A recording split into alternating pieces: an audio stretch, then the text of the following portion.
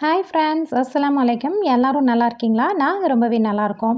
இன்றைக்கி நம்ம கிச்சனில் ஒரு லஞ்ச் பாக்ஸ் ரெசிபி தான் செய்ய போகிறோம். இந்த ரைஸ் செய்கிறதுக்கு ஒரு 10 நிமிஷம் கூட நமக்கு தேவைப்படாது. ரொம்ப ஈஸியாக செய்யக்கூடிய டேஸ்டான இந்த ரைஸை எப்படி செய்கிறது அப்படிங்கிறத வாங்க டக்குன்னு பார்த்துடலாம். இது செய்கிறதுக்கு ஒரு பேன் வச்சுட்டு ஒரு 4 டேபிள் ஸ்பூன் போல் ஆயில் ஆட் பண்ணிக்கலாம். எப்போவுமே லஞ்சுக்கு ரைஸ் தாளிக்கும் போது நார்மலாக ஊற்றுற ஆயிலை விட கொஞ்சம் எக்ஸ்ட்ரா ஆயில் ஆட் பண்ணிக்கணும். அப்போ தான் லஞ்சுக்கு சாப்பிடும்போது ட்ரை ஆகாமல் இருக்கும், சாப்பாடுமே நல்லா டேஸ்ட்டாக இருக்கும்.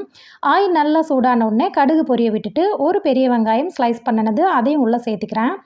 இந்த வெங்காயத்து கூடவே பொடியாக கட் பண்ணின ஒரு 3 பல் பூண்டு, ஃப்ரெஷ்ஷான கருவேப்பிலை, பொடியாக கட் பண்ண ஒரு 2 பச்சை மிளகாய் எல்லாத்தையுமே 1 பை 1 ஆட் பண்ணி நல்லா வதக்கி விட்டுக்கலாம்.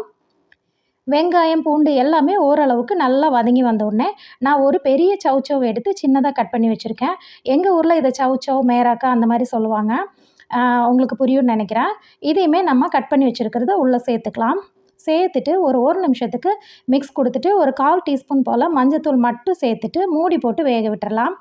தண்ணி சேர்க்க தேவையில்லை. சப்போஸ் உங்களுக்கு காய் ரொம்ப முத்தலாக இருந்தால் மட்டும் ஒரு 1/4 டம்ளர் தண்ணி மட்டும் சேர்த்து வேக விடுங்க.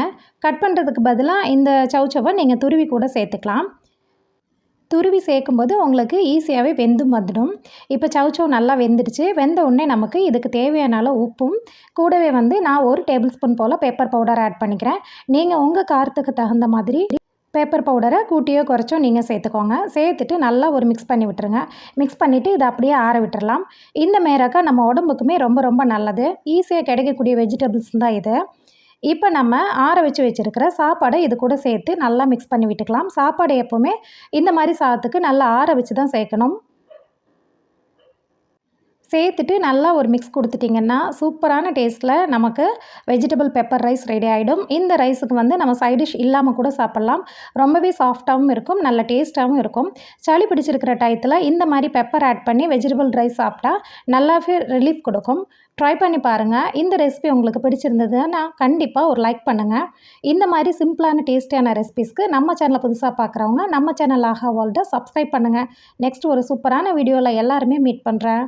Thanks for watching.